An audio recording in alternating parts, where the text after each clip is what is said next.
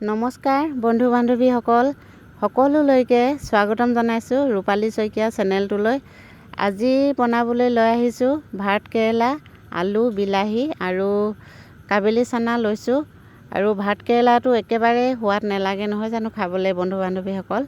সেইকাৰণে ভাবিছোঁ আজি অকণমান সোৱাদ লগাই বনাওঁ আৰু কোনো মাছ মাংস লৈ অহা নাই। আজি একেবাৰে নিৰামিষ ৰেচিপি এটা লৈ আহিছোঁ আৰু আশা কৰিছোঁ সকলোৱে চাব শেষলৈকে আৰু চাই ভাল পাব বুলি। আৰু বেছিভাগ মই বইল বনাওঁ, আজি তেল দি বনাবলৈ আৰম্ভ কৰিছোঁ। কিন্তু প্ৰথমতে ভাত কেৰেলাখিনি বইলে কৰি লৈছোঁ আৰু এতিয়া দি দিছোঁ, পানীখিনি উতলাই আছিলোঁ আৰু লগতে আলুখিনিও দি দিছোঁ। ভাত কেৰেলা আলুখিনি বেলেগকৈ বইল কৰি লৈছোঁ আৰু আনফালে মই এই কেৰাহীখনতে কাবেলি চানাখিনি বইল কৰি লওঁ। বেলেগকৈ বইল কৰিছোঁ, যিহেতু কাবেলি চানাখিনিত বইল কৰাখিনি লগতে পানীখিনি লগতে পিছত দিম। আৰু ভাত কেৰেলা আৰু আলুখিনি বেলেগকৈ বইল কৰিছোঁ, যিহেতু এইখিনি বাকলি গুচাব লাগিব। আৰু নিমখ অকণ দি দিছোঁ সিজিবৰ কাৰণে। এনেকৈ বইল পাতি দিলোঁ আৰু যোনখিনি কাবেলি চানাৰ লগত যোনখিনি পানী বইল কৰিছোঁ, সেই পানীখিনি পিছত একেলগতে মিহলাই দিম আৰু ভাত কেৰেলা আলু বইল কৰা পানীখিনি নিদিওঁ। অলপ দেৰি কাৰণে ঢাকনা দি থৈ দিছোঁ। অকণমান দেৰি লাগিব যিহেতু সিজিবৰ কাৰণে। আৰু ভাত কেৰেলা আলু চানা এইবোৰ সিজে মই এইফালে পিঁয়াজ কাটি ল'লোঁ আৰু এইফালে আদা নহৰু পিচি ল'লোঁ আৰু কেঁচা জলকীয়া ফালি লৈছোঁ আৰু বিলাহী কাটি ল'লোঁ সৰুকৈ আৰু এইফালে ধনিয়া গোটেইখিনি ৰেডি কৰি ল'লোঁ। আৰু এইফালে হৈছে নিমখ হালধি আৰু জিৰা ধনিয়া গৰম কৰি পেলাই মই অকণমান পিচি লৈছোঁ, বেছি মিহিকৈও পিচা নাই। আৰু এখিলা তেজপাত, এইখিনি মছলা দিয়ে বনাম আজি নিৰামিষ ৰেচিপিটো। ঢাকনাখন খুলি দিছোঁ, বইল কৰি লোৱা হৈছে আৰু সিজিছেগৈ আৰু বেছি সময় নালাগে, 15 মিনিটমান লাগে আৰু সিজিবৰ কাৰণে। আৰু এইফালে কাবেলি চানাখিনিও হৈছেগৈ আৰু এনেকৈ বইল কৰি লৈছোঁ প্ৰথমতে, তাৰপাছত তেল মাৰি ফ্ৰাই কৰি বনাম। আৰু বইল কৰি লোৱা হৈ গ'ল। ঠাণ্ডা হোৱাৰ পাছত মই এতিয়া এনেকৈ ভাত কেৰেলাখিনি বাকলি গুচাই ল'ম, চুচি ল'ম, বাকলি গুচাই লোৱা নাছিলোঁ যিহেতু। আৰু এনেকৈ গুচাই ল'লোঁ, বাকলিখিনি চুচি ল'লোঁ কটাৰীয়ে আৰু আলুখিনিও গুচাই ল'লোঁ আৰু এনেকৈ ফালি ল'লোঁ, আলুখিনিও ফালি ল'লোঁ, ভাত কেৰেলাখিনিও ফালি ল'লোঁ।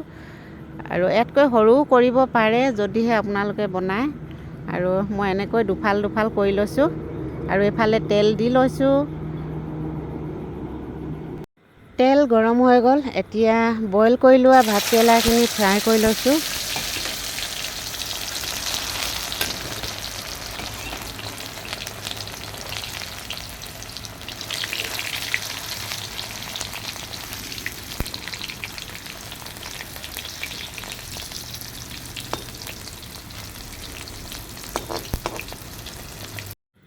এনেকৈ যদি ভাত কেৰেলা বইল কৰি পেলাই যদি ফ্ৰাই কৰি যদি বনোৱা হয়, খুব টেষ্টি হয়, অকণমান সোৱাদো হয়।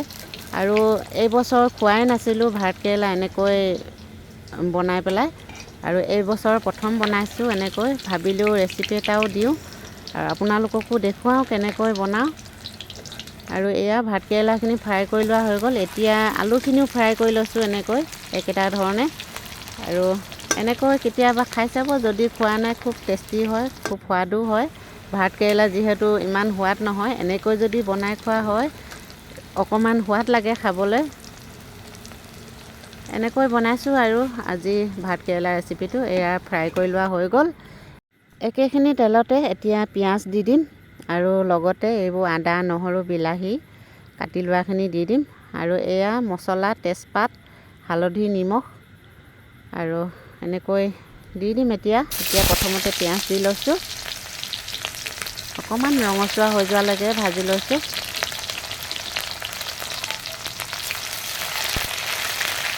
পিঁয়াজখিনি ভাজি লোৱা হৈ গ'ল। এতিয়া দি দিছোঁ কেঁচা জলকীয়াকেইটা ফালি লৈছোঁ আৰু লগতে তেজপাতখিলাও দি দিছোঁ।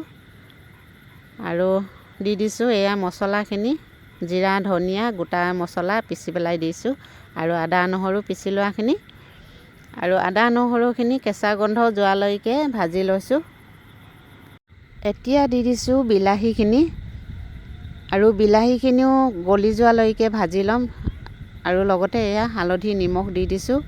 বিলাহীখিনি একদম ভালদৰে গলি যোৱালৈকে ভাজি লৰাই গলাই ল'ম বিলাহীখিনি। আৰু অকণমান গৰম পানী দি দিছোঁ বিলাহীখিনি গলিবৰ কাৰণে। গৰম পানী অকণমান দি দিলে সোনকালে গলি যাব, সেইটো কাৰণে গৰম পানী অকণমান দি দিছোঁ। তাৰপাছত অকণমান কাৰণে ঢাকি থৈ দিছোঁ। ঢাকনাখন খুলি দিছোঁ। এয়া চাওক বিলাহীখিনি গলিবলৈ আৰম্ভ কৰিছে। আৰু এনেকৈ ভাজি লৰাই বিলাহীখিনি একেবাৰে গলাই লৈছোঁ। এয়া চাওক গলিয়ে গ'ল। আৰু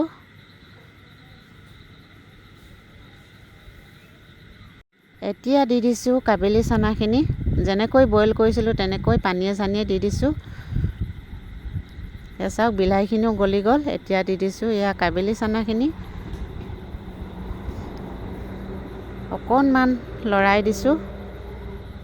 চানাখিনি দি দিয়াৰ পাছত এতিয়া দি দিছোঁ অকণমান গৰম পানী। অকণমান বেছিকৈ দিছোঁ। ভালদৰে সিজিবলৈ দিম, ভালদৰে উতল আহিবলৈ দিম। আৰু সিজাই অকণমান গ্ৰেভি হ'বলৈ দিম, ডাঠ হ'বলৈ দিম।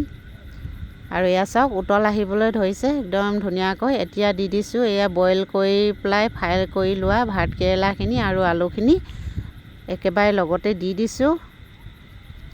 অকণমান লৰাই দিছোঁ ভালদৰে। আৰু তাৰপাছত অকণমান দেৰি কাৰণে ঢাকি থ'ম। খুব কম সময়তে হৈ যাব। এয়া চাওক ঢাকন নিদিয়াকৈ এতিয়া অলপ দেৰি উতল আহিবলৈ দিছোঁ। সিজিয়ে গ'ল আৰু বেছি সময় নালাগিলে। এয়া চাওক একদম ধুনীয়া গ্ৰেভিখিনি হৈ গৈছে, ডাঠখিনি হৈ গৈছে। আৰু এয়া চাওক ধুনীয়া কালাৰ এটাও হৈছে। এতিয়া দি দিছোঁ ধনিয়াখিনি। এয়া চাওক একদম ধুনীয়া ডাঠখিনি হৈ গ'ল। আৰু দেখিবলৈও ভাল লাগিছে, খাবলৈও খুব সোৱাদ হয়। এনেকৈ বনাই খালে টেষ্টিও হয়, হেল্ডিও হয়। আৰু এয়া চাওক একদম ধুনীয়াখিনি হৈ গ'ল। এতিয়া গৰমে বাঢ়ি লৈছোঁ আৰু আপোনালোককো দেখুৱাওঁ কেনেকৈ বনালোঁ আজি ভাতকেৰেলা ৰেচিপিটো। আৰু এয়া চাওক এতিয়া বাঢ়ি লৈছোঁ ধুনীয়াকৈ। বন্ধু বান্ধৱীসকল, আজি ৰেচিপিটো এনেকৈ বনালোঁ। ভাতকেৰেলা, কাবেলি চানা, আলু দি পেলাই বইল কৰি আৰু ফ্ৰাই কৰি এনেকৈ ভাতকেৰেলা ৰেচিপিটো বনালোঁ। একেবাৰে নিৰামিষ। আৰু বন্ধু বান্ধৱীসকল, যদিহে মোৰ ভিডিঅ' চাই ভাল পায় লাইক কৰিব, কমেণ্ট কৰিব, ছাবস্ক্ৰাইব কৰিব। আৰু আজিলৈ ইমানতে থৈছোঁ। লগ পাম আকৌ নতুন এটা ভিডিঅ'ত।